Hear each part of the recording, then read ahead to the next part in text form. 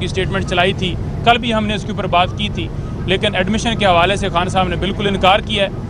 और दूसरा जो गिरफ्तारियाँ हैं उसके हवाले से भी खान साहब ने बड़ा मौक़िफ़ क्लियर किया है कि ये जो मर्ज़ी है कर लें, इंशाअल्लाह ताला आप देखेंगे कि एक के बाद एक खिलाड़ी हमारा वो मैदान में आएगा।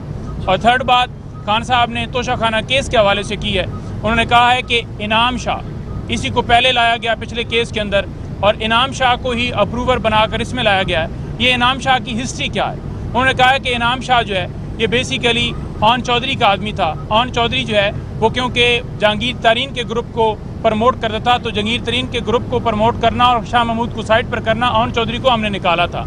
उसके बाद ये इनाम शाह जो है ये बनी गाला से अलग, हम यानी कि PTI ऑफिस से अलग तनख्वाह लेता था और गवर्नमेंट से अलग लेता था। तो इस बुनियाद के ऊपर इसे निकाला गया कि एक तो ये तनख्वाह ले रहा है, दूसरे नंबर पर जो है ये इसका ताल्लुक जो है वो जहांगीर तरीन के साथ है। उन्होंने कहा कि ऑन चौधरी ने आकर इस केस के अंदर स्टेटमेंट दी और इसने आकर ये अप्रूवर बना पिछले केस में, और दोबारा तोशाखाना पार्ट 2 जो है वो यहाँ पर स्टार्ट किया गया। तो उन्होंने कहा कि जो दुश्मन है वो डेफिनेटली वो कभी भी हमारे हक में तो स्टेटमेंट नहीं देगा। गवाह होता है कि कोई ऐसा बंदा जो आज़ाद हो, लेकिन जो प्लांट करके लाए गए हों, जो प्लांट करके खावर मानका को लाया गया, जो प्लांट करके ऑन चौधरी को लाया गया, जो प्लांट करके इसको लाया गया, तो ये आपके सामने मौक़िफ़ रखना चाहते थे कि ये झूठे केसेस हैं, और खान साहब ने इसके अंदर क्लैरिफिकेशन क्लियर दी है।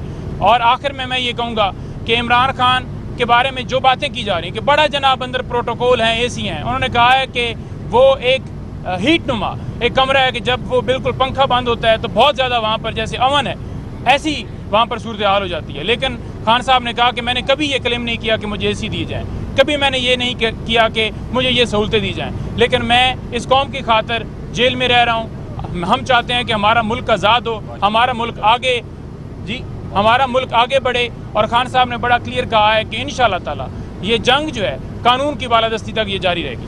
बहुत शुक्रिया जी, बड़ी मेहरबानी, थैंक यू जी।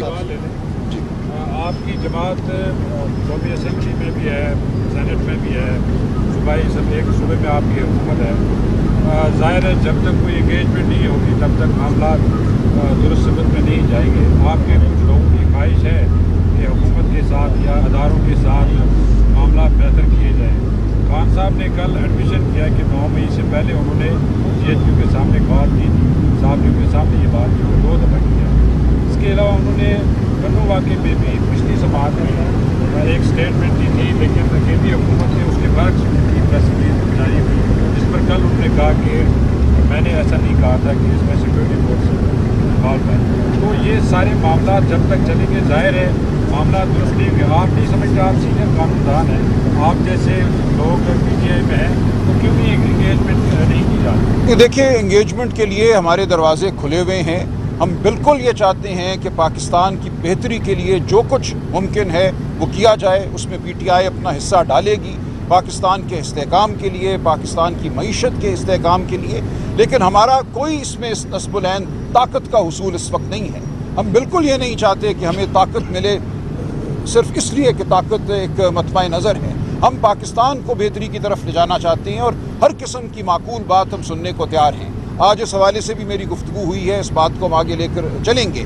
ये कहना कि PTI बात करने को तैयार नहीं है सरासर एक इल्ज़ाम है, एक लग़्व इल्ज़ाम है। हम हर उस जहाँ तक ताल्लुक़ है GHQ के बाहर एहतजाज का, देखिए एहतजाज हर एक का हक है। GHQ कोई पाकिस्तान से बाहर इलाका नहीं है। GHQ के बाहर की सड़क पाकिस्तान की सड़क है, उस पर खड़े होकर एहतजाज करना बिल्कुल एक हक है, अगर ये साबित हो और अगर ये नज़र आए कि जो कुछ हो रहा है वो उनकी ईमा से हो रहा है। इमरान खान को अगर गिरफ़्तार करना था तो पुलिस वारंट लेकर आती, उनको गिरफ़्तार करती। रेंजर्स को इस्लामाबाद हाई कोर्ट पे धावा बोलकर अंदर तोड़ फोड़ करके उनको गिरफ़्तार करने का कोई हक नहीं था। ये सरीहन गैर आईनी अमल था, गैर कानूनी अमल था। सुप्रीम कोर्ट भी इस हवाले से अपनी जजमेंट दे चुकी है कि बिल्कुल ये गैर आईनी अमल था। इस हवाले से अगर कोई एहतजाज करता है तो बिल्कुल बजा है वो एहतजाज। ये कोई नहीं कह सकता कि हम जो मर्जी करें हमारे खिलाफ कोई आवाज़ नहीं उठेगी, लेकिन तोड़ फोड़ आतिशजनी बिल्कुल इसका हमसे कोई ताल्लुक़ नहीं है, ना इसकी कोई हिदायत थी ना इसका कोई मंसूबा था। लिहाजा ये इल्ज़ाम लगाना बिल्कुल लग़्व बात है कि जो उस दिन हुआ, इसीलिए हम कहते हैं कि इसकी शफाफ तहकीकात कराई जाएँ, किन लोगों ने ये काम किया उनको आप ढूंढिए, उनको पकड़िए, CCTV फुटेज कहाँ है, उनको सज़ा दीजिए। लेकिन पूरी पार्टी पे हमला करना, 10,000 लोगों को मारना पीटना, उनकी रोज़गार आपने ख़त्म की। रोज़ मेरे पास लोग आते हैं मेरे हल्के से जिनकी छोटी छोटी दुकानों को बंद कर दिया गया। कोई आटे की चक्की चलाता था, उसको तोड़ दिया गया। किसी का पिज्जा हट था, शॉप थी, उसकी एक एक कुर्सी और अवन को तोड़ा गया जाकर। ये बर्बरियत जो है किसी का हक नहीं था। हम इसीलिए कहते हैं आगे बढ़ो, पाकिस्तान की कौम को गले लगाओ। अब मरहम रखने का वक्त है, अब पाकिस्तान को साथ लेकर चलने का वक्त है। आप पाकिस्तान पर काबिज नहीं रह सकते। बर्बरियत के ज़रिए, ज़ोर के ज़रिए, घमंड के ज़रिए ये मुल्क नहीं चल सकता। सुप्रीम कोर्ट के चीफ जस्टिस इमरान खान साहब बात कर रहे हैं, आपने सुप्रीम कोर्ट से रिलीफ भी लेकर दिया है PTI को, तो क्या ये लाजवाब है कि चीफ जस्टिस?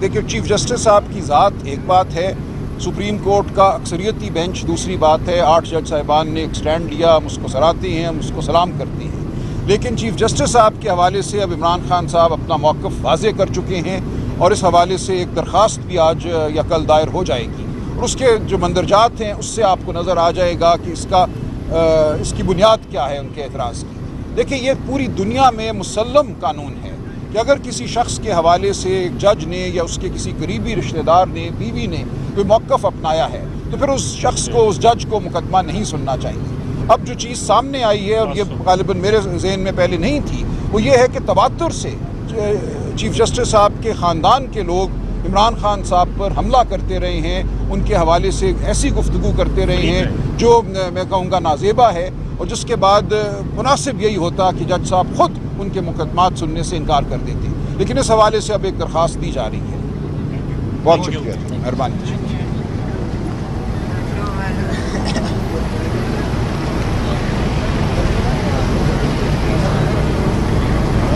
मैं पहले शुक्रिया अदा करता हूं इंतज़ार भाई का।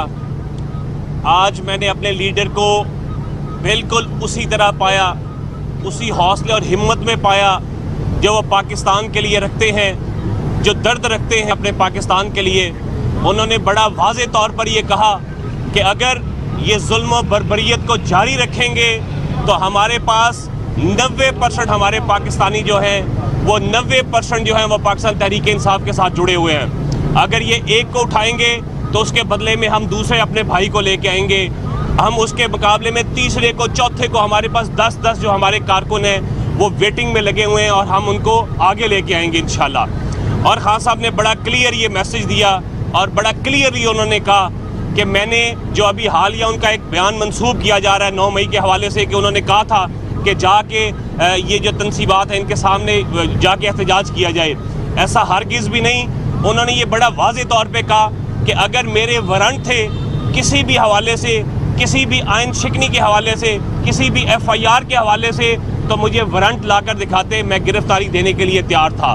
लेकिन जिस तरह से गैर कानूनी तौर पर रेंजर्स ने मुझे गिरफ्तार किया इस्लामाबाद हाई कोर्ट से, जब वो अपनी बेल के लिए वहाँ पे खुद गए हुए थे और वो अपने प्रिंट के लिए वहाँ पे थे, तो उस दौरान में जो कुछ हुआ, नहीं भाई हमारे साथ खड़े हैं, इनका भी सर फोड़ा गया और इमरान खान साहब को जिस तरह से घसीट कर लेकर के गए, अगर वो प्रॉपर तौर पर खान साहब को वारंट दिखाते तो खान साहब आज भी उस बात के ऊपर थे कि मैंने तब भी इनको कहा कि मैं गिरफ्तार होने के लिए तैयार हूँ। तो उन्होंने सिर्फ ये बात कही थी, ये ऑन द रिकॉर्ड है, इसके ऊपर खान साहब की वीलॉग भी हैं कि फिर उस सूरत में कारकुनान जाकर अपना पुरअमन एहतजाज करेंगे। अगर खान साहब ने ये मिसाल दी, अगर कोई एक इदारा मेरी गिरफ्तारी करे, पुलिस वाला गिरफ्तारी करेगा तो पुलिस वाले के खिलाफ एहतजाज होगा, अगर रेंजर्स वाला कहेगा तो रेंजर्स वाले के खिलाफ यकीनन वहाँ पे गैर कानूनी गिरफ्तारी के खिलाफ एहतजाज किया जाएगा। तो हमने अपने लीडर को बिल्कुल तवाना पाया और वो किसी भी तौर पर झुकने वाले नहीं। उन्होंने आज रऊफ़ हसन साहब की गिरफ्तारी के ऊपर बड़ा तशवीश का इजहार किया कि किस तरह से हमारे एक आसन, एक नस्तलीक हमारे भाई को एक गैर कानूनी, गैर आइनी जो जिससे उनका ताल्लुक ही नहीं है, उन्होंने आज उसके ऊपर जो रिमांड किया, खान साहब ने उसके ऊपर भी बड़ा बरहमी का इजहार किया।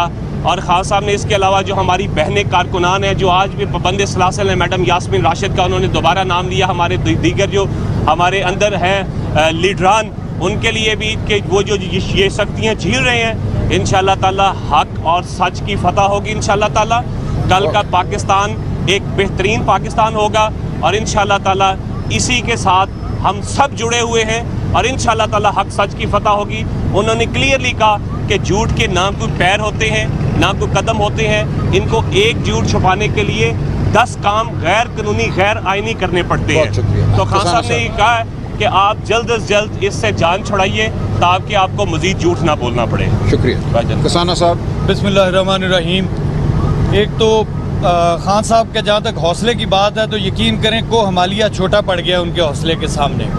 और दूसरी उसमें गुजारिश ये है कि कल जिस वक्त उनके साथ जिक्र किया कि कल इस्लामाबाद पार्टी ऑफिस में जो वारदात डाली गई है तो उसके ऊपर उन्होंने जो मुक्तदर हल्के हैं उनके लिए सिर्फ यही पैगाम दिया है कि तू तीर आजमा हम जिगर आजमाते हैं। आप जितना मर्जी जुल्म कर लें, हम झुकने वाले नहीं, हम बिकने वाले नहीं। और आखिरी बात जो मैं आपसे गुजारिश करूंगा, खान साहब का मौक़िफ़ बड़ा वाज़ेह है। हम भी सानेहा था और वो सानेहा शुरू कहाँ से हुआ था? इस्लामाबाद हाई कोर्ट में प्राइम मिनिस्टर इमरान खान के अगवा से।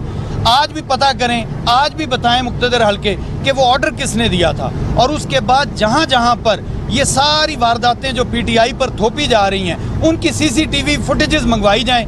जिसने वो CCTV फुटेजेस गायब करवाई हैं वही असल मुजरिम है, इस कौम का भी, पाकिस्तान तहरीक इंसाफ का भी और पाकिस्तान का भी। और इसके अलावा ना हमारे हौसले कम हुए हैं ना हमारे हौसले कम होंगे।